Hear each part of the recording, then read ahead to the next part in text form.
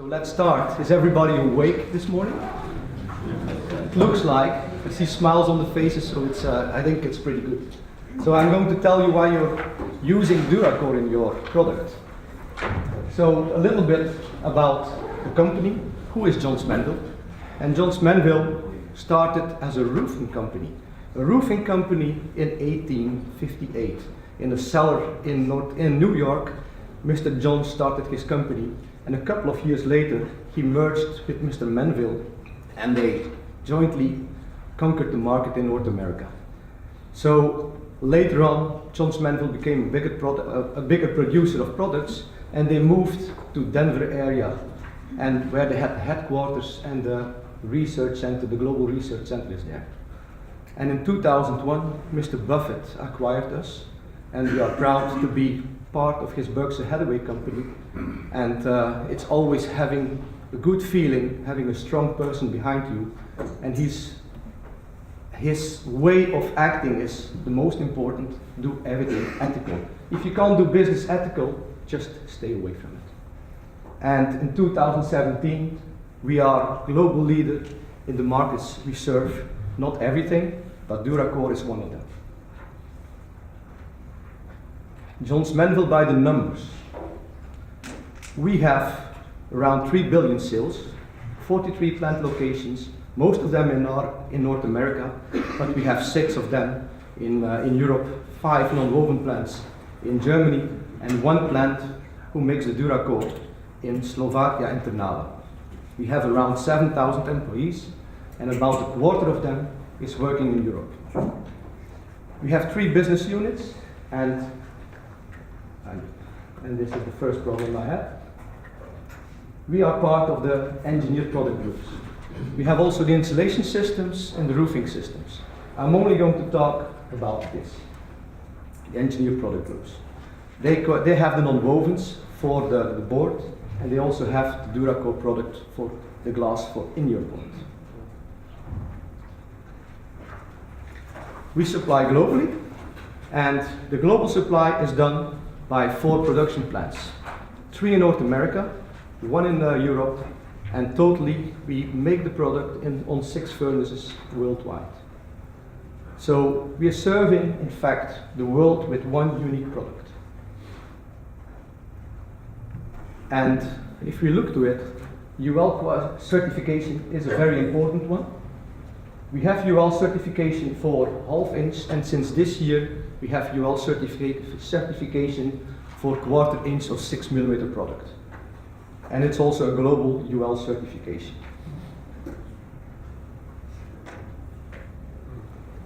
Now, that's maybe what you're waiting for, something more about the product. And I'm going to tell what's influencing flow and processing. So why do we use wet chopped fiber anyhow? There are so many other fibers in the market what you can use, but wet chopped, why would we do that? And what's the best moisture content for your wet chopped fiber? And is temperature important to feed the material?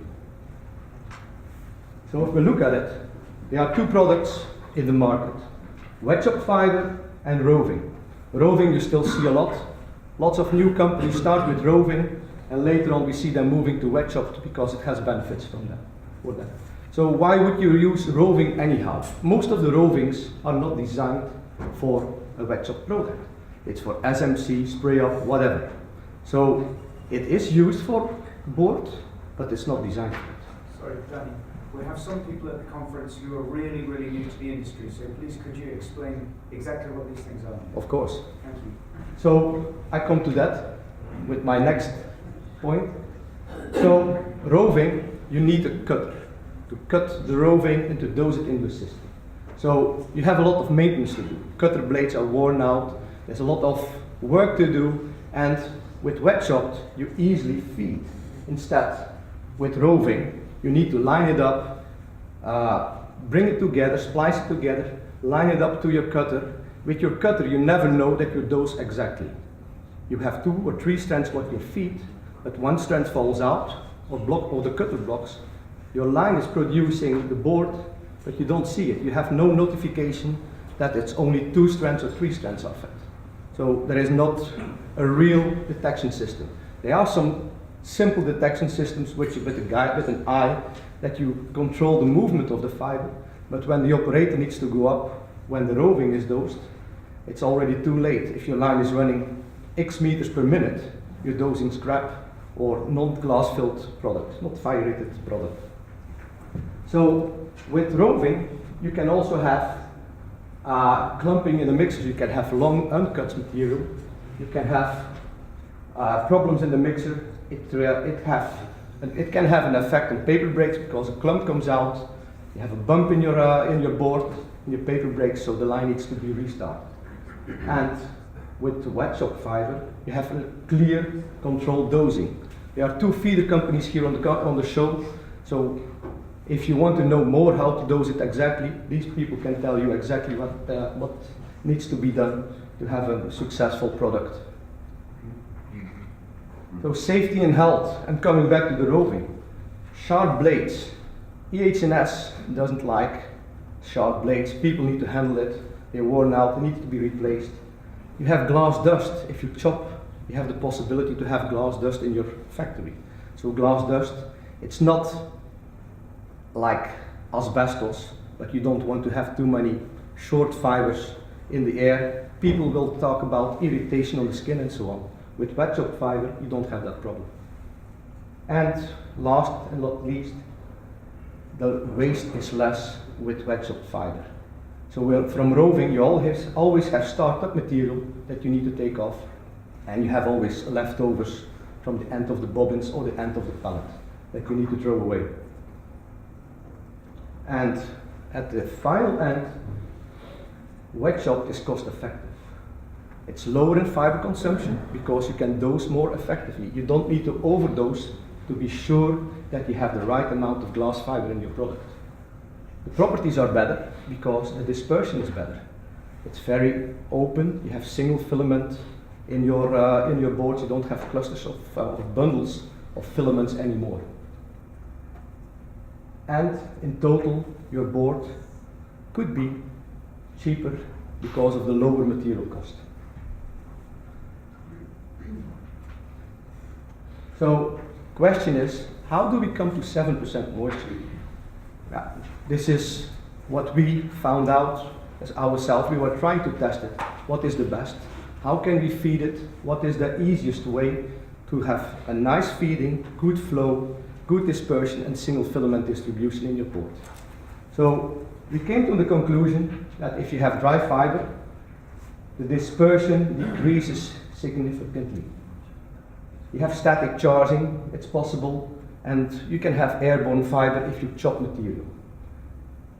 Also from wet chopped fiber, if you go below 5%, the fiber can fuzz, and fuzz is like angel hair. The fiber becomes dry and it becomes like wool, so the dosing is not optimal in this case. So if we go to 9% moisture or higher, then we have another issue. The fibers start to clump, so the dosing is getting difficult. The shear forces from the fiber are much too high. There is no possibility anymore that the fiber bundles are sliding over each other. And at the end, 7% plus minus 2% is the ideal moisture content of the product.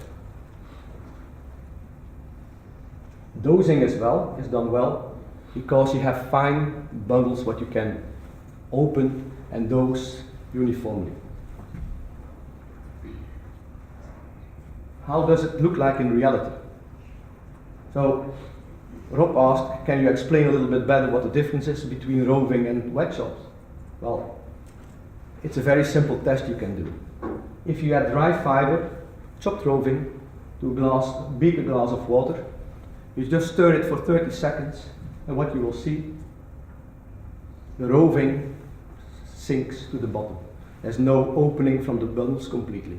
There are rovings on the market which are water soluble, but 99% are having this effect. And this is a possibility you can have in your board. The bundles can contain like 50 filaments, and they act as one filament of a wet chop fiber. If you look to Wet chopped fiber, the word says it itself, it's wet. So you dose a wet material in water. What you see, if you do the same stirring test, you stir 30 seconds, the fiber opens, and you have almost here single filaments already in your beaker glass. And this results in a homogeneous glass distribution with single filaments. So if you compare this and this, I think it's clear that this is a better solution. So we were questioning ourselves, how is flow affected? And last year in Thailand, I presented more or less the same slide, and we did some more testing because we got questions from people over there. It's pretty warm where we work. It's like 40, 50 degrees upstairs where we dose the material, and you tell us that the material doesn't flow very well if you go to higher temperatures. So it made us thinking, what could be the reason? So this is a simple test. We have a hopper here, we have a guiding element, and there's a chute over here, and this is designed to test dry fibers. So the test is very simple. We put 1 kilo material in it, we clock the time from dosing the material until the gutter is completely emptied. That's the time, what we say, this is the dosing time of the material. So when we look at it, we came to the conclusion the ideal operation temperature is 10 and 30 degrees, between 10 and 30 degrees. For Europe and North America, I would say this is normal, but if you go more south or to Asia, temperatures are a little bit higher, and they were not happy when I showed that. So it made us thinking, what can we do to improve that product? So we checked, is it in the product? Is it something else? And the conclusion was very simple. If we take out any obstruction, what we have in the fiber or feeding hopper, and I'm not saying the feeder, in the hopper, then there was no problem anymore. The fiber bundles had no problem with sliding over each other, and the dosing time changed completely. So if you look to that, the operating window was widening quite a lot. So I can say between 15 and 40 degrees or even over is okay to dose the fiber without any problem. So you don't need to do anything or worry about anything if you work with these temperatures or in between these temperatures.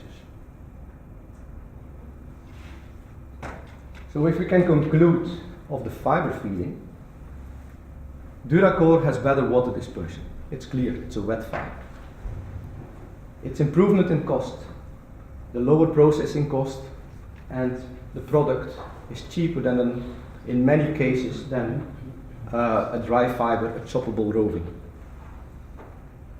The ideal moisture content is 7% plus minus 2.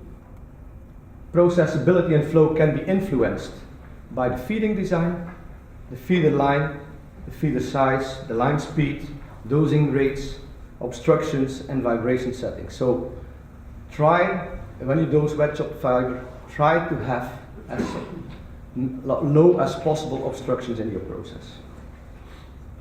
And what is very important as well, and if we come to customers, sometimes they put the feeder just above the screw. If you look with an infrared camera, if you look to the screw, it's a hot spot. You have hot air coming from the screw and it goes to the feeder. If you need to dose a wet chop material and you have a fern below it, you can imagine that you dry out the fiber, it could stick to the sides of the walls of the feeder and cause some issues. So with the design, think twice how to position it.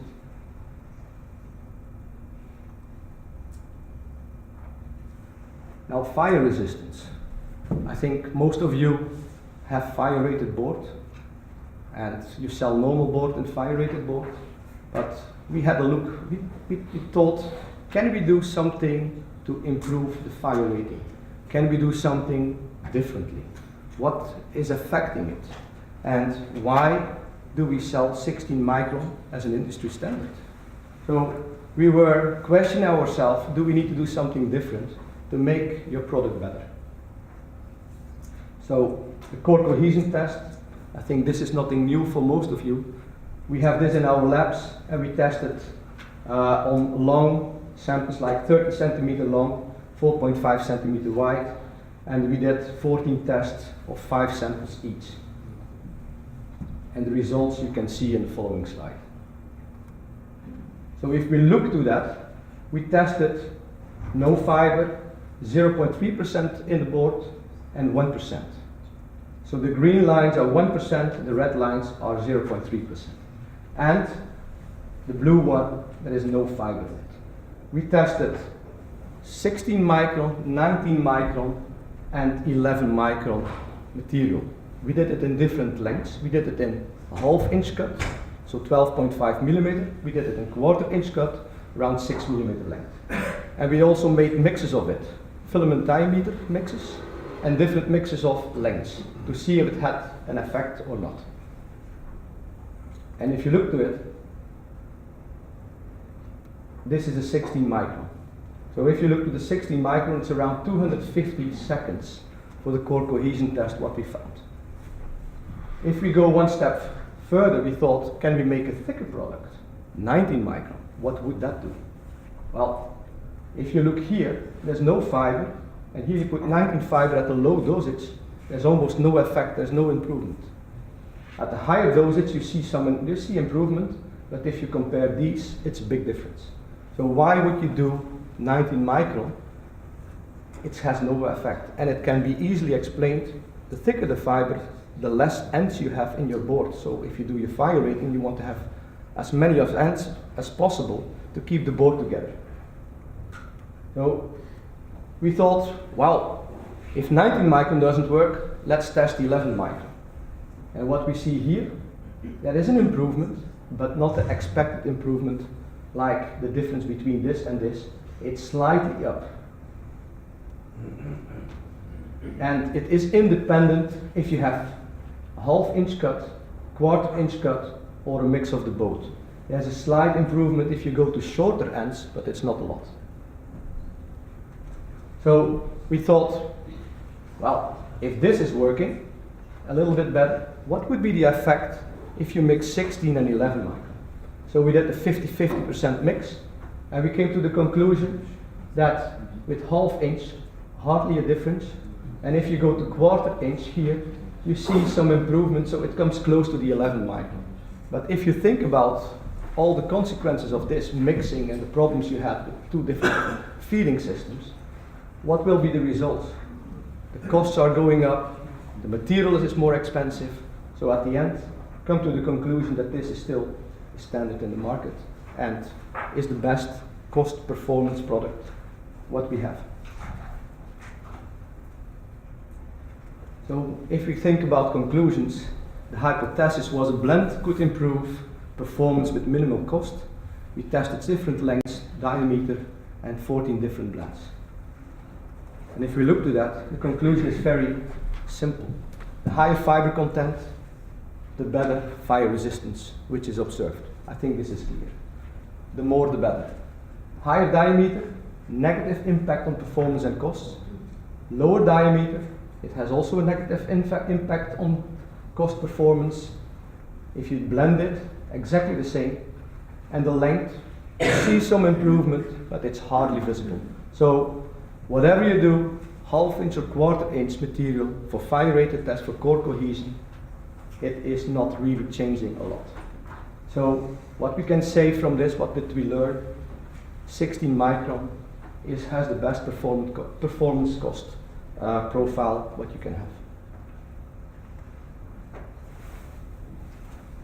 If we look to further what is important for your process. So what factors impact slurry viscosity? What enables optimum fiber dispersion? And I need to go a little bit quicker. So what we did, we tested 3 different lengths. We tested in 4 millimeter, quarter-inch and half-inch at low dosages, and to look if it has an effect on your slurry viscosity.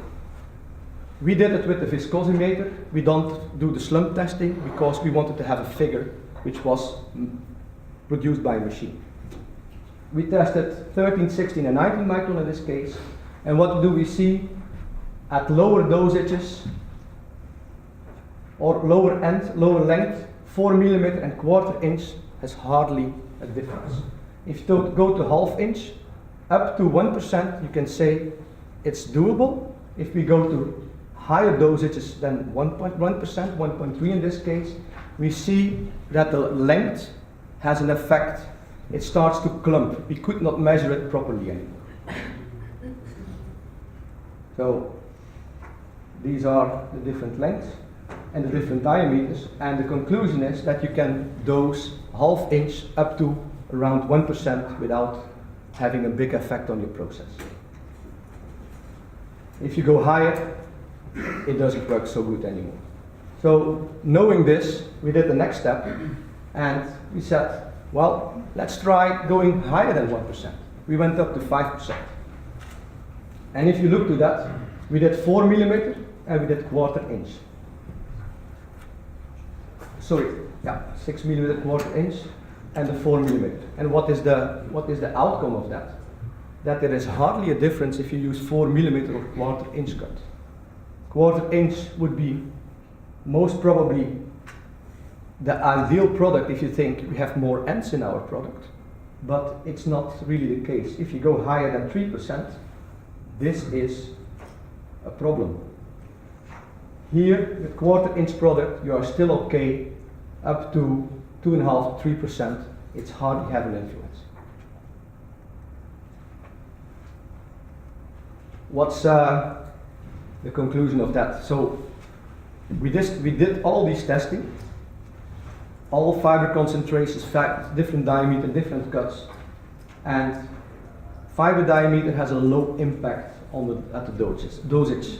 13 micron has a negative impact at higher dosages, and fiber length, you can say 4 millimeter and quarter inch, they behave more or less the same.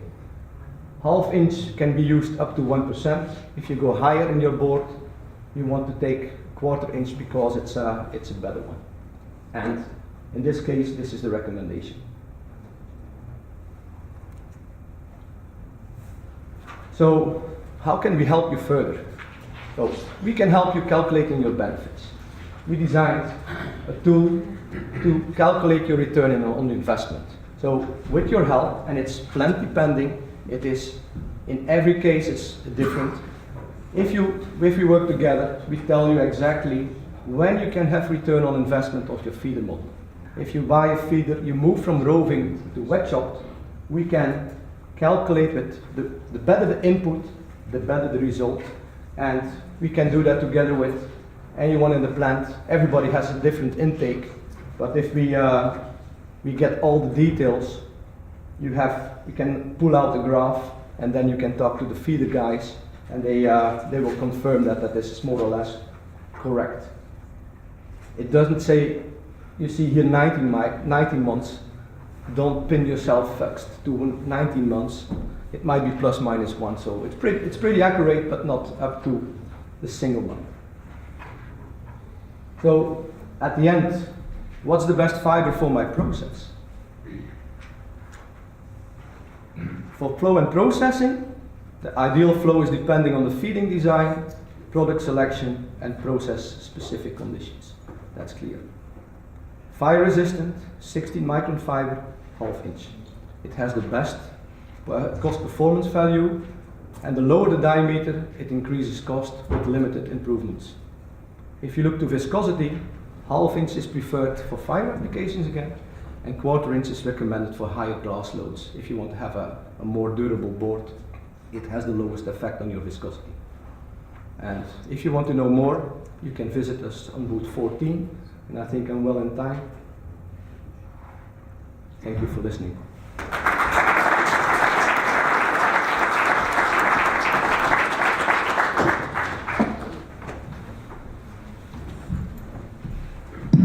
Thank you very much indeed, Dany, for a very interesting presentation and for telling us a lot more about DuraCore. We have a few questions that have already come in. The first one is from Jeff Warren. If the product dries out in storage, can it be re-wetted? No, it's very simple. When it dries out, the fiber sticks together, it's very difficult to re-wet it.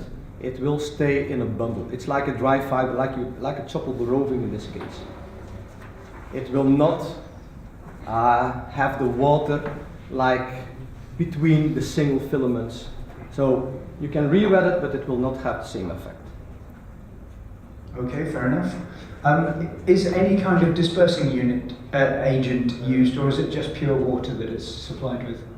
In the sizing, what we have on the fiber, they are okay. Nobody discloses anything about what we have on the sizing, so can't tell a lot about that. Yes, there are different ingredients on it, but I'm not going to disclose them. But it's definitely not just pure water. It's not pure water. Okay. So if anybody wants to know, you can always put it into your atomic absorption spectroscopy. Even then, it will be very difficult. And find out. Okay. In one of the first parts of your section, you mentioned that you made some adjustments to the feeding chutes to make the material flow better. What were those adjustments? We took out the obstructions in the feeding. So people design hoppers with chutes or with blades in there. So every obstruction what you have is holding the fiber. So it's a wet fiber, and the shear forces are getting higher with any obstruction. So we need to have the free flow is the best. That's the conclusion. That's all. Okay. Were there any questions from the real world? Anybody want to put their hand up? Okay. Was it? Yes? Were you scratching your head or? Yes, I have a question. Yes, please. First real question. The question is concerning the health and safety impact of the glass fibers. We know that the impact is very low during the dosing moment because it's wet. Yeah. But when we are speaking about the dry border dust, Yes. for instance, during the recycling operation, do you know if there is some news about the negative impact on the health and safety of this kind of fibers or not? Because sometimes the operator asks us if we have some news. I can be very short on that. Everything which is lower than 7 micron has a negative effect on human health. You can inhale it and it stays in the lungs. 60 micron fiber doesn't have that problem. You can inhale it, you will cough it up, and the biggest problem is if it's in your skin, it irritates, but it's not dangerous. That's the only thing. If you wash your hands very well, or you are working with gloves when you handle glass, dry glass, there is no problem. There is a study done from the European Glass Federation, and that was done with 5 or 6 companies in Europe. We did the study. It's available on Global. What is the name again? It was. I need to look it up. But it's on a website where you can. That's a big report, like 30 pages, with all the influences on human health. And wet shop fiber doesn't have that. You can touch it. It will not irritate you. Okay, any other questions? Any other questions? In which case, let's join together once again and thank Dany De Kock for his very good presentation.